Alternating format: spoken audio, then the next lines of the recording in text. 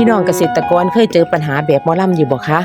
ถ้าสิว่างระบบท่อเงินเฮาก็บ่หลายถ้าสิลากสายยางกลับไปกลับมาก็ร้อนแดดก็อีกอย่างหนึ่งค้านน้ำพร้อมเด้จ้ะพี่น้องเพราะว่าแดดซุมื้อมันแห้งๆหมอลำก็เลยมีไอเดียดีๆมาฝากพี่ตอนน้องนั่นก็คือการเฮ็ดสปริงเกอร์แบบพกพาหรือว่าสปริงเกอร์แบบโยกย้ายจ้ะเฮาสามารถเอาไปใส่ก็ได้สปริงเกอร์อันเดียวยกกลับไปยกกลับมาติดตั้งแล้วเฮาก็นอนแนมเบิ่งฟังเพลงท่าเบิ่งหนังท่าก็ได้อุปกรณ์ก็ง่ายๆบ่ได้มีอีหยังซับซ้อนจ้ะพี่น้องอุปกรณ์ที่ว่านี่ก็หาซื้อได้ตามร้านสินค้าเกษตรแล้วก็ร้านขายวัสดุทั่วไปจ้ะพี่น้องเดี๋ยวเฮามาทำความรู้จักกับอุปกรณ์ม่วนว่านี่พร้อมๆกันเลยจ้าหัวสปริงเกอร์จ้า